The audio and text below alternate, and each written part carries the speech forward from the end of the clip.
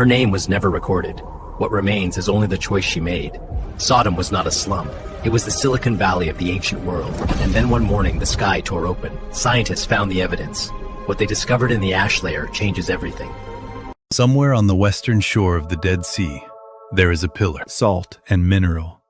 Crystallized into roughly human form, a woman, frozen mid-stride.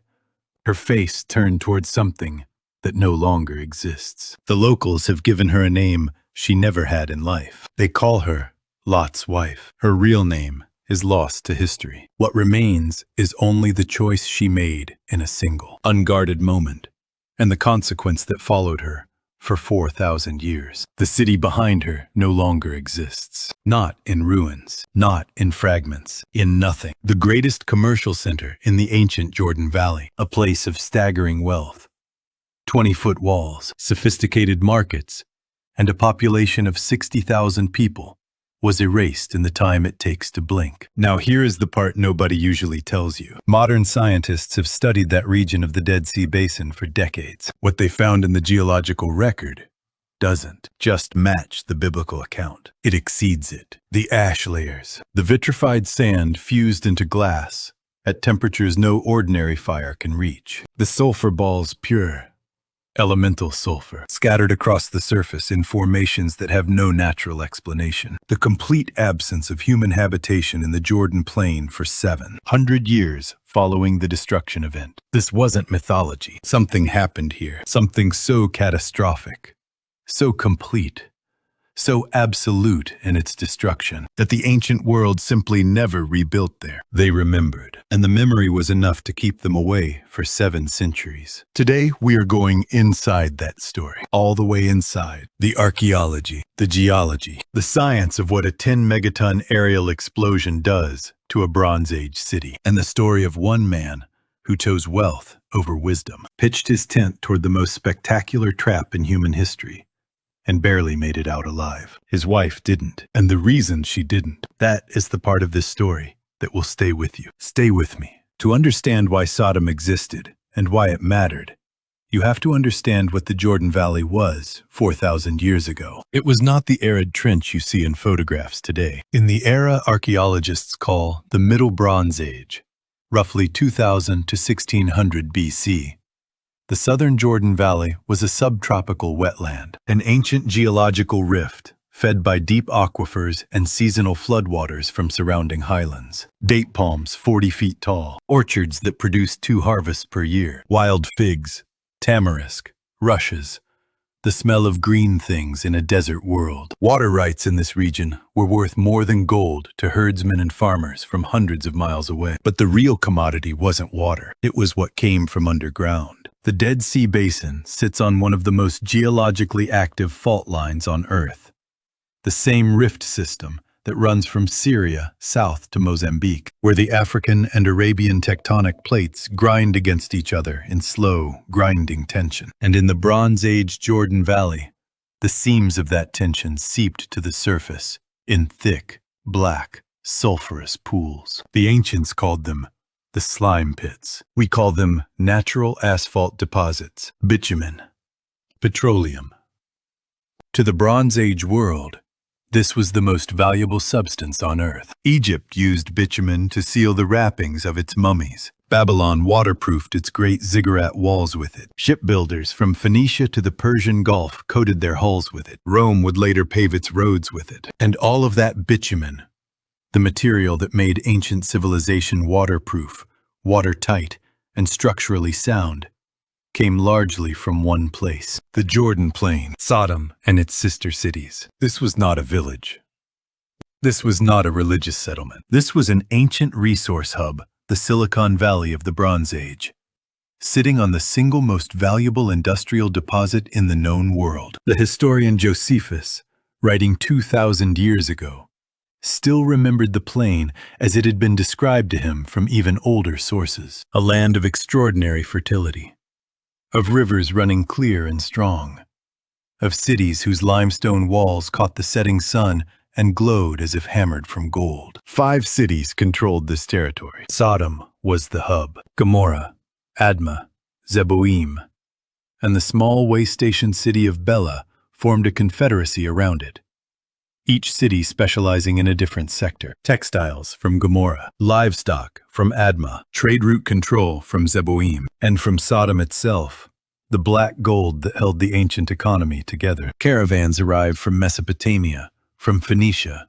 from the highlands of Anatolia. Merchants who spoke a dozen languages haggled in its markets. The smell of roasting lamb and imported spices mingled with the unmistakable sulfurous tang of bitumen that coated every surface, every wall, every hand. It was one of the most sophisticated, wealthy, cosmopolitan environments in the Bronze Age world, and it was rotten to the core. Lot was Abraham's nephew. He had grown up watching his uncle choose the harder path, tents instead of houses, mobility instead of settlement, the rough highlands instead of the prosperous valleys below. He had watched Abraham receive divine promises he couldn't yet see fulfilled. He had walked through Canaan with him, slept in the same camp, eaten at the same fire. He knew what the pilgrim life looked like from the inside, and when the moment came, he chose something different. The flocks had simply grown too large, too many animals, too little pasture.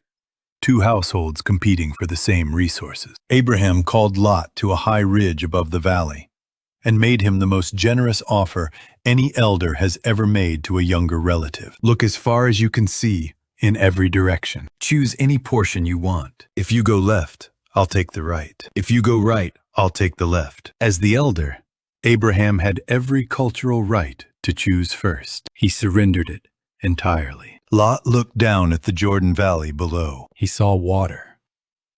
He saw grass that stayed green through the dry season. He saw city walls, city gates, established markets, the glint of silver on merchant scales. From this distance, the cities of the plain looked like a promise of their own, smaller perhaps than the one Abraham was waiting on, but visible, verifiable, immediately available. He chose the valley. What the text records next is easy to miss if you're reading quickly. It says he pitched his tent as far as Sodom. Not in Sodom. Not yet.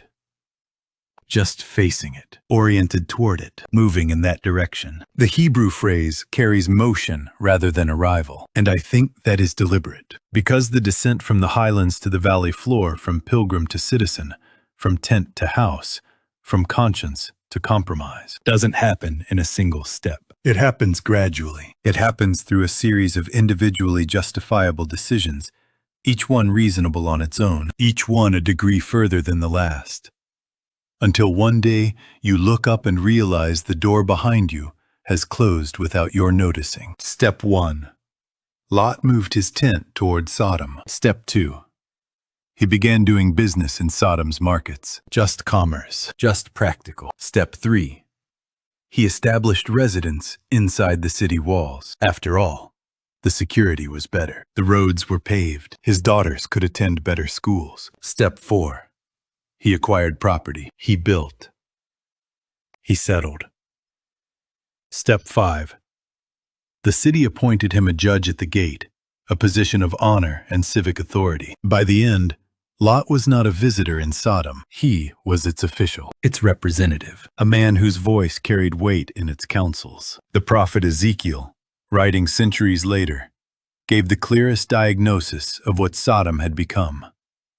A city of pride, of full stomachs and idle luxury that did not help the poor and needy. A city that had so much, it had invented cruelty as entertainment. A city where exploitation of the vulnerable had been refined over generations into something that resembled a civic institution. And Lot, sitting at the gate, saw it every day and said nothing, because by then, his voice had grown too quiet to carry over the sound of his own comfort. Beneath the streets of Sodom, deep in the limestone and chalk of the Jordan basin, the earth was doing something that the city's residents were choosing to ignore. The Jordan Rift Valley sits directly on the boundary between tectonic plates, the kind of geological boundary that, under sustained pressure, produces earthquakes, volcanic activity, and the release of subterranean gases trapped in porous rock formations. In the decades before the destruction, there were signs. The animals felt it first. the low-frequency vibrations that predators and livestock detect far below the range of human hearing. A sub-bass hum of stressed rock that registers as vague unease in every creature, except the ones with the technology and cultural sophistication to dismiss it. The water levels in the Dead Sea were dropping, salt crusts forming on shorelines that had been submerged for decades. The sulfur springs were warmer than usual. Old shepherds in the hills above the valley muttered to each other about it, about the way the ground felt before a season of unusual earthquakes, about the smell in the air near certain fields, sharper, more acrid, the mineral edge of gases rising through fractured stone. The city's educated class dismissed these observations with the particular contempt that sophisticated people reserve for the concerns of the unsophisticated. Omens were for primitives. Superstition was for people who still lived in tents. Civilized citizens didn't tremble at the weather. They controlled their environment. They had walls. Lot felt something one evening, standing on the roof of his house and looking toward the mountains where Abraham still lived in his tent, a cold finger of dread traveling down his spine for no reason he could name. The horizon looked wrong. The light looked wrong, but his wife called him down to dinner, and he went. Abraham was sitting in the entrance of his tent in the dead heat of the afternoon, that still hour after noon when even the insects go quiet, when he looked up and saw 3 figures standing at the edge of his camp. They had not walked up. They simply were there. He didn't ask who they were or where they came from. Abraham had lived long enough in the company of the divine to recognize things his mind couldn't fully categorize. He ran toward them despite his age, despite the heat, bowed himself to the ground. My lords, if I have found favor with you, please don't pass by. Let me bring water. Let me bring bread. Rest here in my camp. The ancient law of hospitality was absolute in the desert world. A stranger at your tent door was not an imposition. A stranger at your tent door was sacred. You gave your best, not your surplus, not your convenient leftovers. Your best. Fresh water. Fine flour. Your choicest calf. Abraham commanded his household with the focused urgency of a man who understood this moment mattered. He stood near his guests while they ate, the posture of a host who serves rather than joins, who gives priority to the guest before satisfying his own hunger. As they ate, one of the 3, the one whose voice seemed to carry weight that the air around it couldn't contain, asked about Sarah. Where is your wife Sarah? There. In the tent. When I return to you next year, Sarah will have a son. Sarah was past 90. She was listening from behind the tent canvas, and she laughed to herself quietly. The private laugh of a woman whose body had given her a clear answer to this question for 60 years. The voice heard it. Why did Sarah laugh? Is anything too difficult for the Lord? Sarah, suddenly afraid, stepped forward. I did not laugh. You did laugh. Just that.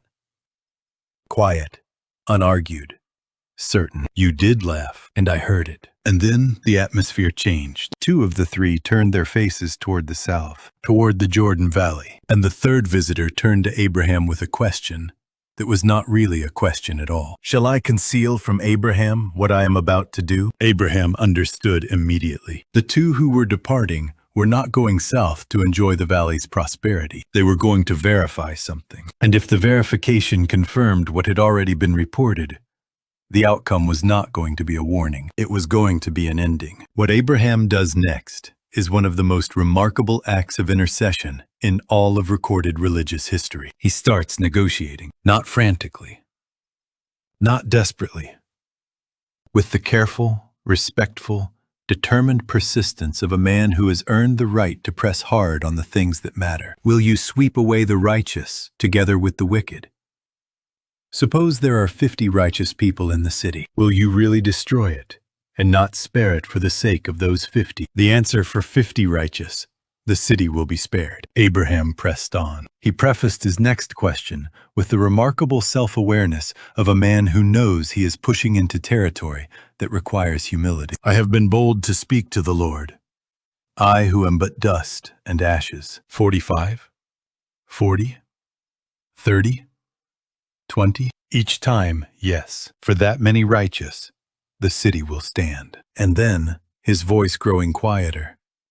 Abraham asked the last number he dared to ask. What if there are just 10? For the sake of 10, I will not destroy it. 10 righteous people, not 10 perfect people, not 10 sinless people, simply 10 who still possessed a conscience. 10 who would stand against the crowd when the crowd was wrong. 10 who would protect a stranger instead of using one. 10 people in a city of 60,000. Abraham stood and watched the divine presence depart toward Sodom. And what I find significant about the silence that follows is what it tells us about what Abraham suspected. He didn't push below 10. He could have.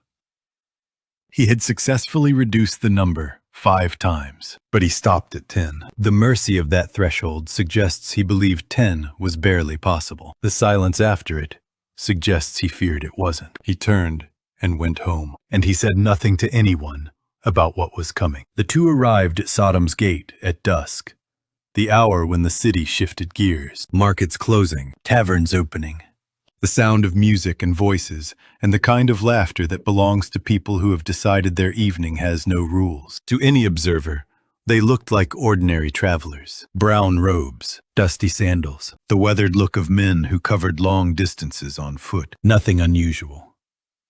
Nothing that would draw attention. That, it turns out, was entirely the point. Lot was sitting at the gate in his position of civic authority, a man of standing when he saw them, and something happened inside him that hadn't happened in years. Recognition, not of who they were, of what they were. He knew, with the sudden clarity of a conscience that hadn't been completely buried, that these men could not be left in the city square after dark. He went to them. He bowed low. He pressed them urgently, without explanation, because the explanation itself was too dangerous to say aloud, to come to his house. They declined at first. "We'll spend the night in the square." Lot pressed harder. There was something in his voice, not politeness, not social obligation, something closer to desperation that finally persuaded them. He fed them. He made a feast unleavened bread, baked in haste. His wife complained about missed social engagements. Lot, for the first time in years, didn't yield. These men were under his roof, and under his roof, they were protected. Outside, Sodom was performing its test. The murmur that started at dusk. 2 strangers, young, unprotected, at Lot's house, spread through the city's social network with the efficiency of a place that has practiced this before. By full darkness, the crowd was assembled, not just the usual troublemakers. The text is specific and disturbing. All the men of the city, young and old, from every part of town, the merchants who conducted honest business by day, the fathers who blessed their children at night, the judges who sat alongside Lot at the gate and handed down rulings, all of them united in a single collective appetite. The pounding on the door came hard and rhythmic, the sound of a mob that has already made its decision and considers the violence it is about to commit entirely justified. "Bring out the men who came to you tonight. We want to know them." The Hebrew verb yada, to know, means exactly what it sounds like in this context. This wasn't curiosity. This was violation as dominance. The assertion of a city's right to do whatever it wanted to anyone who arrived within its walls without protection. Lot opened the door. His hands were shaking. The full weight of what he had allowed himself to become pressed down on him in this moment. The voice of a compromised man, trying to remember how to be a righteous one. "Please, my brothers, don't do this wicked thing. Brothers." He called them brothers, even now.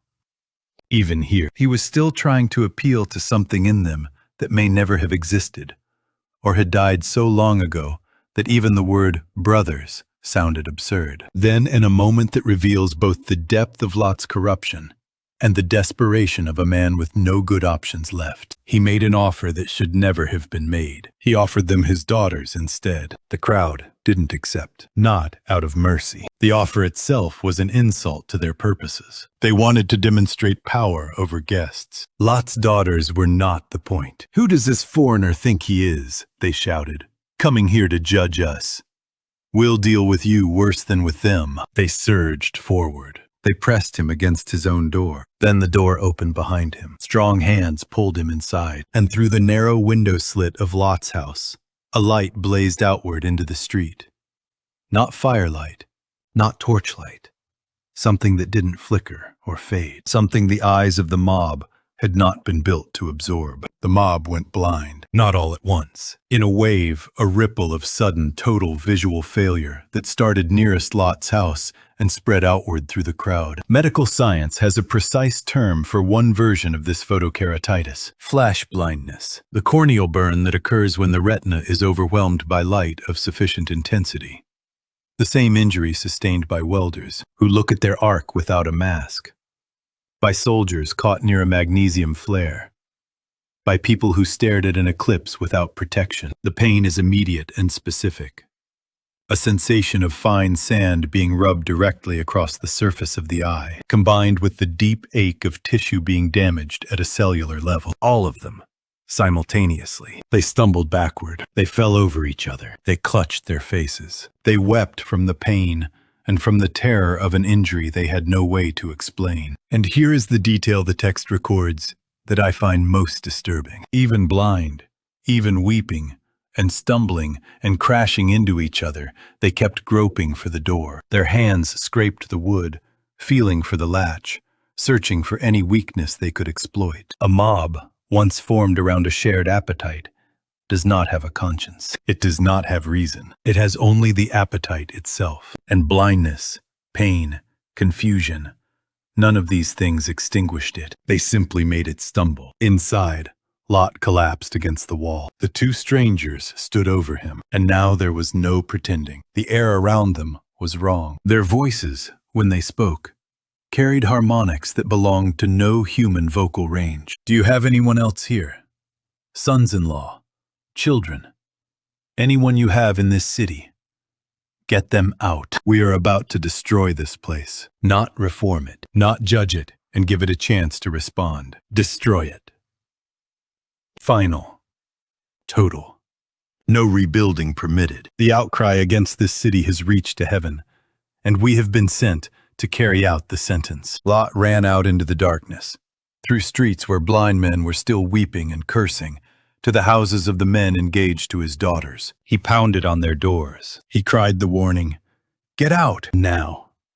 The city is about to be destroyed." They thought he was drunk. They laughed at him, not cruelty, just the reflexive condescension of young men who cannot imagine that the structures they inhabit will not outlast them. He seemed to them, the text says, to be joking. He trudged back through empty streets to his own house. The judgment was coming at dawn, whether anyone believed him or not. The angels said, "Arise, take your wife, take your daughters, go now, before you are consumed in the city's punishment." Lot stood in his house. He looked at the cedar table from Lebanon, the Egyptian linen he had paid a merchant 3 months' income to acquire, the silver drinking cups he used to seal contracts, to toast successes, to host the important dinners that maintained his position, the jewelry his wife wore to the temple festivals, crescent moons and serpent forms worked in gold, the symbols of Ishtar. Tasteful, she had said. Just local custom. Nothing that meant anything. The small idols in his daughter's rooms. Everyone had them. Each object was a memory. Each memory was a thread in a life carefully constructed over decades. And these two strangers who had materialized from nowhere were telling him to walk away from all of it, to become a refugee again, a nomad without a city, a nobody. His wife was already weeping, not from fear of what was coming, from the thought of what she would lose. "We can't leave all this," she said. "We have worked for this. We have earned this." And Lot stood in his fine house and felt what every person feels when the golden cage they have been living in is finally identified for what it is. The door is open. The angel is pointing to it. Freedom is technically available, but freedom looks terrifyingly like nothing. And the cage is warm. The cage is familiar. The cage is every story you've been telling yourself about who you are and what your life means. The angels didn't argue. They didn't wait for Lot to resolve his feelings. They reached out and seized him by the hand, seized his wife, seized his daughters, and pulled. The text says, with beautiful understatement, that the Lord was merciful to him. This is what mercy sometimes looks like. Not a gentle voice and unlimited patience. Being physically removed from the burning building because you have lost the capacity to run on your own. They were dragged through the streets, past houses where blind men still stumbled and cursed, past the temple complex where the priests were sleeping, through the gates that had always looked so permanent, so strong, so impenetrable. At the city's edge, the angels released them. Run.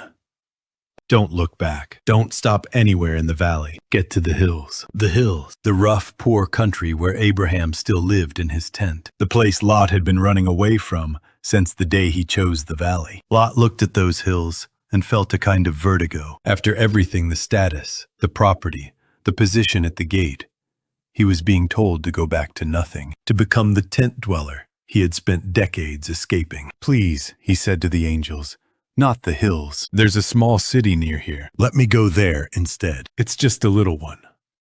Please. The angel agreed, perhaps in exhaustion, perhaps in the specific mercy reserved for people who cannot yet imagine being saved all the way. They ran. As Lot and his daughters ran, let me tell you what was happening in the upper atmosphere above the Jordan Valley. Modern archaeologists and geologists have spent decades studying the destruction horizon found in the Middle Bronze Age layers of the Dead Sea Basin. What they found has fundamentally shifted how both scientists and biblical scholars think about this event. First, the ash layer. In the sediment records from the region of Tal el-Hammam, the site northeast of the Dead Sea that many researchers now identify as a candidate for the Sodom narrative, there is a distinct boundary layer dating to approximately 1650 BC. Below it, pottery, walls, floors, the normal material evidence of a thriving city. Above it, nothing. No pottery, no building remnants, no continuation of human occupation for 700 years. Second, the trinitite.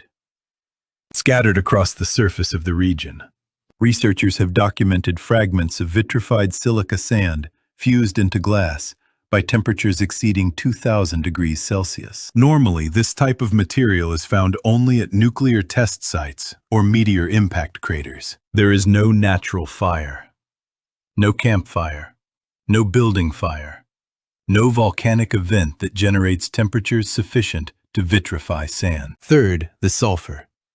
Pure elemental sulfur, formed under intense heat and pressure, has been found in ball formations across the Dead Sea Basin, at concentrations that defy natural geological explanation. Brimstone, the ancient word for burning sulfur, is the precise description the Genesis account uses. Fourth, the direction. The destruction evidence shows a pattern consistent with an aerial detonation from above, rather than a ground-level explosion or volcanic event. The heat and blast patterns radiate downward and outward, not upward from below. The scientific reconstruction looks like this: a fragment of rock and ice, an asteroid or comet fragment, perhaps 160 meters across, entered Earth's atmosphere at hypersonic velocity. As it descended through the atmosphere, friction generated temperatures in the tens of thousands of degrees. Its surface vaporized in sequence, creating a superheated plasma sheath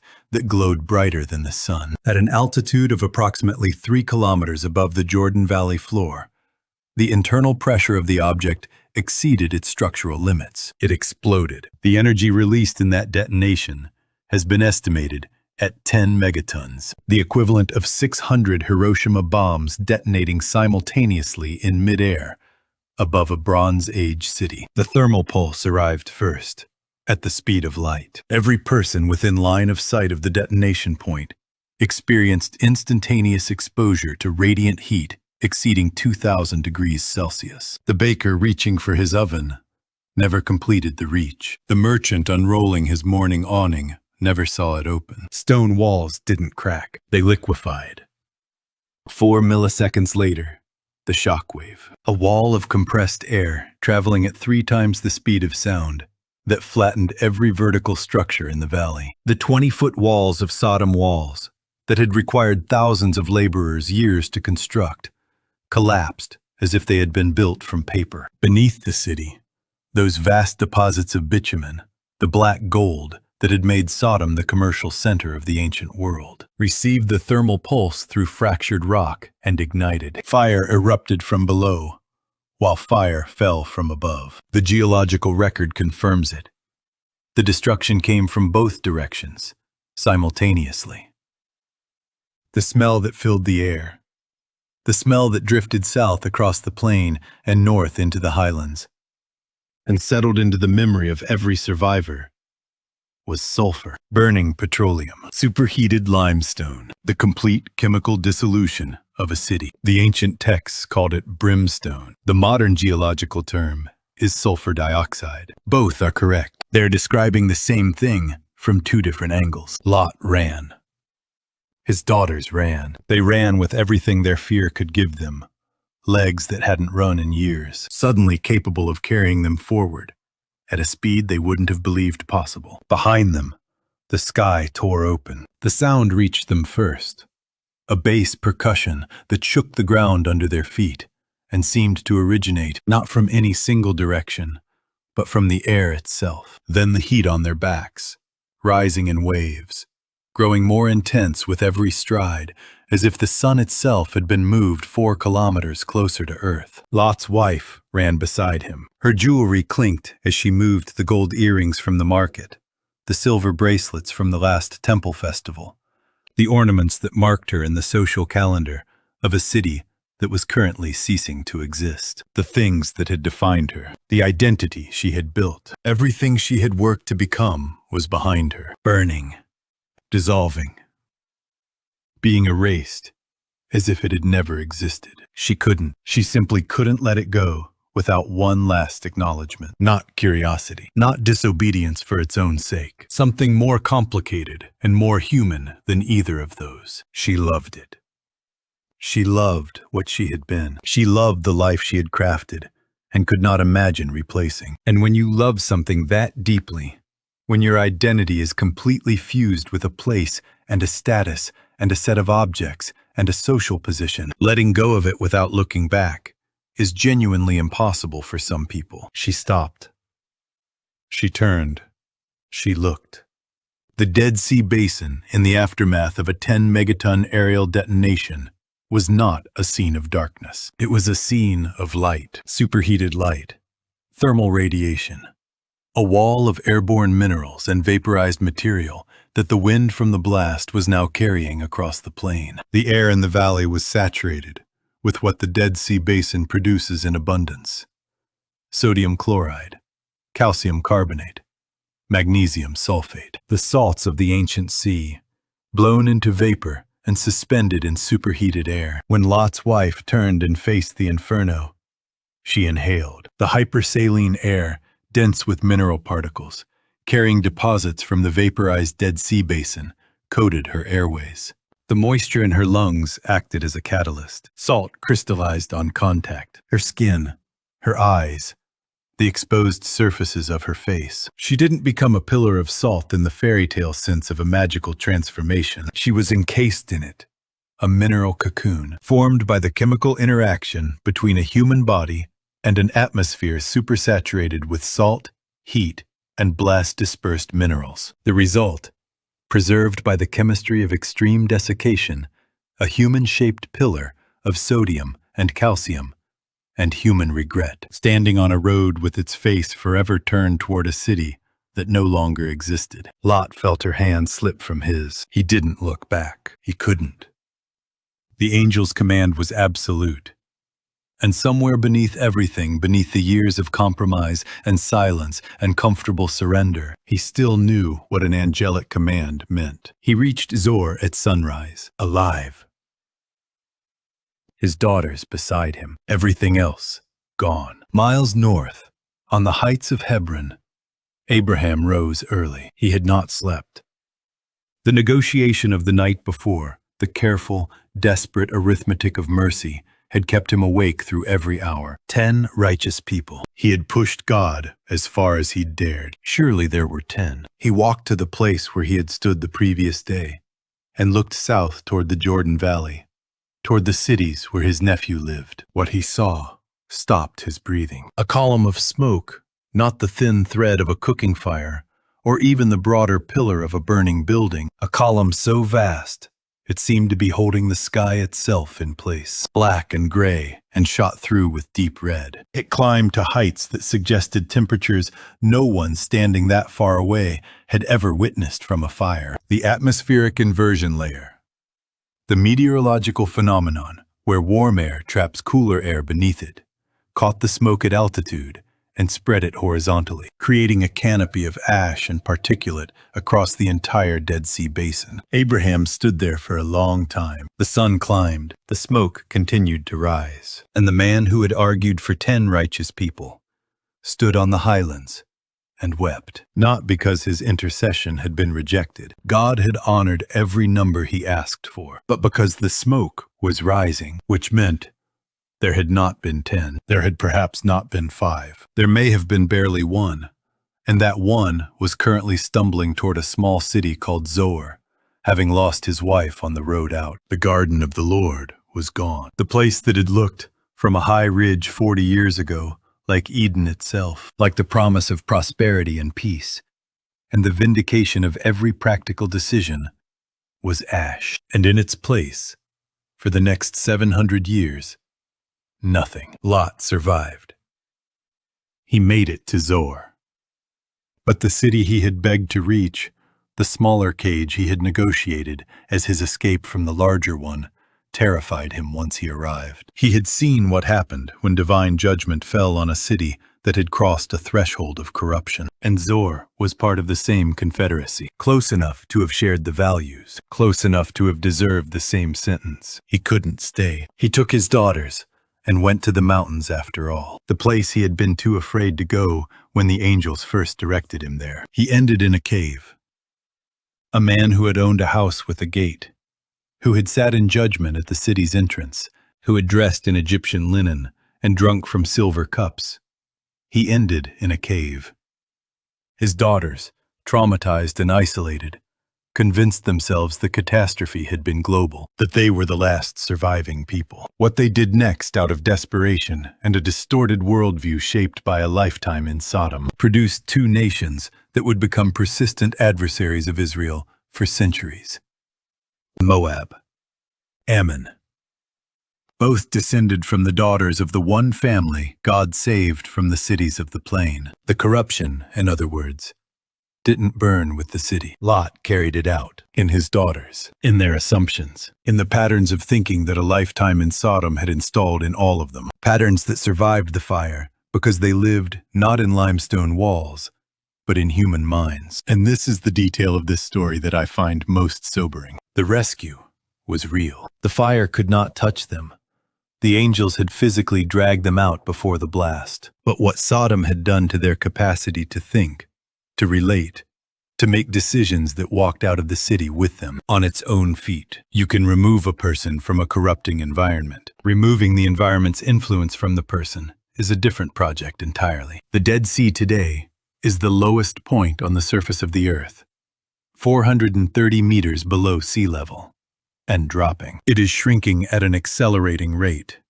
The Jordan River that once fed it diverted by modern agriculture until only a fraction of its original flow arrives. Its water is 9 times saltier than the ocean. No fish. No plants. Nothing biological survives in it. It is, quite literally, dead. Along its shores, tourists float in the hypersaline water every day. Slather the mineral-rich black mud on their faces. Photograph themselves against the backdrop of barren mountains. Most don't know that the shallow southern end of the sea, the portion now mostly evaporated into salt flats, sits directly above what was once one of the most prosperous urban regions in the Bronze Age world. The research team working at Tal El Hammam, a massive site in the Jordan Plain northeast of the Dead Sea, has been excavating since 2005. What they found in the destruction layer of the Middle Bronze Age levels includes pottery covered in a thin glassy coating, clay vessels that had been exposed to temperatures in excess of 1500 degrees Celsius, temperatures that no ancient kiln, no building fire, no known human-made process could generate. Trinitite, the same vitrified sand found at nuclear test sites, formed when intense thermal energy from above fuses silica grains into glass. Zircon crystals in the rock fragments from the destruction layer. Zircon crystals that form only under pressures, equivalent to those found in meteorite impacts and nuclear detonations. Micro-diamonds, nanoscale diamonds formed under the same conditions. The peer-reviewed paper, published in Scientific Reports in 2021, describes the event as a cosmic airburst, a high-altitude explosion of a space rock with an impact energy equivalent to 10 megatons of TNT. The paper's conclusion, the airburst produced temperatures and pressures so extreme that it simultaneously destroyed at least 5 cities across a 25-kilometer radius, triggered secondary fires in the bitumen deposits below the surface, and created conditions that rendered the soil sterile for centuries through salt saturation. The Bible says fire rained from heaven, sulfur and fire. The geological record says a superheated detonation from above, followed by the ignition of subsurface petroleum deposits. They are describing the same event. Now here is where this stops being ancient history, because the trajectory that took Lot from a tent outside Sodom to a house with a gate inside it, that trajectory is available to every one of us. In fact, most of us are somewhere on it right now. Let me describe the golden cage, not the ancient one, the modern one. It's the career that slowly, over years, requires a little more compromise each time the next promotion arrives. Just say yes to this. Just look the other way on that. Just don't raise the inconvenient question in this meeting. And each time you say yes, the next ask is slightly bigger. And the threshold of what you're willing to do has shifted slightly further from where it started. It's the community or culture you've moved into because it's sophisticated and comfortable, and the people are interesting. And gradually, almost imperceptibly, the values of that community have replaced values you used to hold. Without even noticing, the replacement occurred. It's the comfort level you've built around yourself, the possessions, the status, the social position that you have allowed to define your identity so completely that the thought of losing them feels like the thought of ceasing to exist. Lot moved toward Sodom. Then he moved into Sodom. Then he became a judge of Sodom. And at each step, the justification was reasonable, practical, even virtuous sounding. He couldn't have named the moment it happened. Nobody can.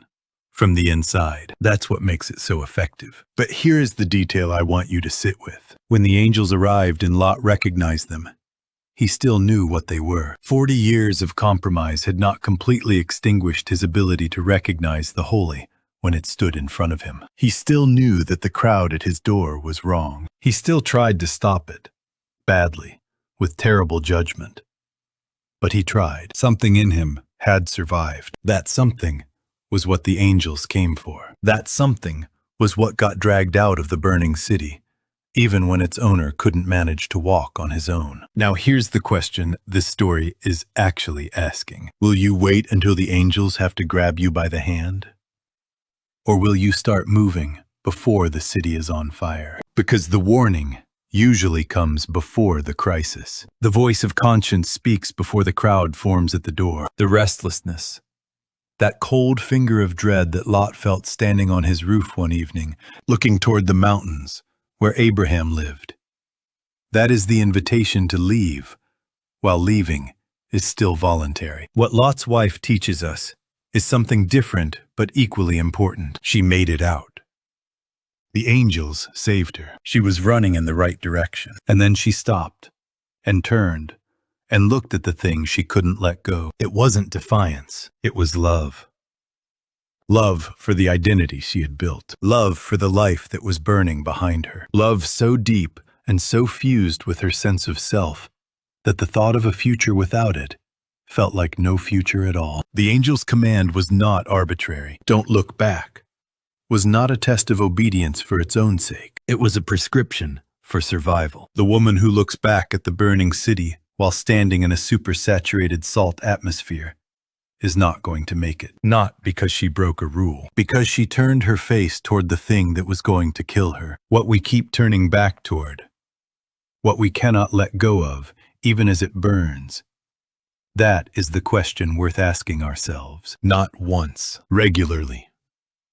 Here's a question worth asking directly. Why did Abraham survive and Lot barely survive? They had started in the same place, walked the same roads from Ur, eaten at the same fire, received the same teaching from the same source. Abraham built altars, simple ones, rough stones piled in the open air, in no particular city, in no particular temple, just a man and his God, and the smoke of a sacrifice rising into the open sky. And when he moved when the flocks required it, when the season changed, when the land ran dry. The altar was portable in his heart, even when it wasn't in his hands. Lot built a house with a gate. Abraham held the promise loosely. He lived in tents for a century, in a land he had been told would belong to his descendants. He didn't try to accelerate the timeline. He didn't try to secure the inheritance through his own strategic arrangements. He waited. He trusted.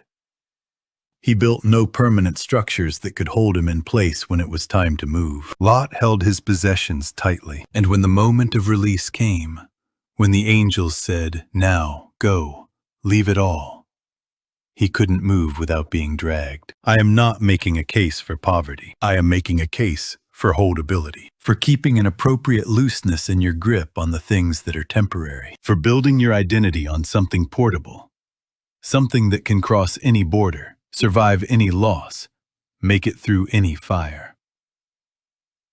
Because the only thing that made it out of Sodom intact was Lot himself. And the only reason Lot made it out was that someone intervened who was stronger than his inertia. Abraham had been watching Sodom from the highlands all along. He had interceded for it. He had refused to let its king put him in debt. He had built altars and kept moving. The smoke from below was how Abraham learned whether his intercession had worked. It had not. And standing on that height above the valley, with the smoke of 1,000,000 human lives rising into the morning sky, the man who had argued with God over the fate of that city wept. Not because God had been wrong, because the city had been what it was, because there had not been 10, because the geography of prosperity and the geography of righteousness are ultimately different maps. The Dead Sea sits there still. Every year, millions of tourists drive down to it, the lowest point on Earth, to float in waters so dense with minerals that the human body cannot sink. They take photographs. They slather the black mud on their skin. They buy souvenirs. They eat lunch. Most of them do not know they are floating above a mass grave. Beneath the shallow southern end of the Dead Sea, now mostly reduced to evaporation ponds operated by potash mining companies, lies what remains of the cities of the plain, not ruins. Ruins would require recognizable structure. What lies there is powder, ash. The complete material dissolution of a civilization that chose to treat human beings as sport. The pillar of salt is still pointed out to tourists. On the western shore, near the cliffs of Mount Sodom, yes, the geological formation is actually named. That there are naturally formed salt columns that the local tradition has associated with Lot's wife for thousands of years. They erode and reform. The salt is soft, shaped by wind and rain, and the figure that looks vaguely human today will be different next year, and different again the year after. But the gesture remains. Something that looks like a woman, something that is caught in the act of turning back. The Dead Sea itself is, in one sense, a monument, the most tangible evidence on Earth that something catastrophic happened here, that the aftermath was so complete and so chemically absolute that even today, 4,000 years later, nothing biological can survive in these waters. Nothing lives in the Dead Sea. Nothing has lived in it for 40 centuries. What happened here echoes, and the question that echoes with it, the question, the smoke above the Jordan Valley, posed to Abraham on that terrible morning, is the same question it poses to us. Where is your tent? Are you building for permanence in places that aren't permanent? Are you accumulating identity in things that can burn? Are you living in Sodom or toward it? And when the voice you recognize, the one that says, it's time to leave, that the thing you've been building has become a cage, when that voice speaks, can you move, or will someone have to drag you by the hand? The pilgrim and the citizen, the altar and the house with a gate, the tent and the city. Abraham buried his wife in the land of promise and kept moving. Lot buried his wife on the road out and never quite recovered. Both men started from the same place. The difference was what each of them held most tightly. The Dead Sea today is the lowest place on Earth, 430 meters below sea level, getting lower every year. A valley that was once described as the Garden of the Lord is now the most hostile body of water on the planet, and that over 4,000 years, through fire and ash and a silence of 7 centuries, is what has been preserved. Not the gold, not the walls, not the position at the gate, or the Egyptian linen, or the silver cups. Just the lesson, just the pillar, just the question. If this made you think about something in your own life, something you're moving toward, or can't stop looking back at, I'd genuinely like to hear about it.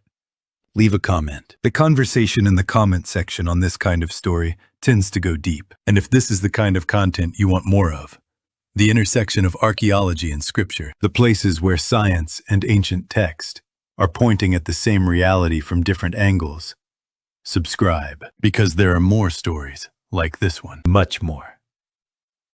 God bless you. See you in the next story.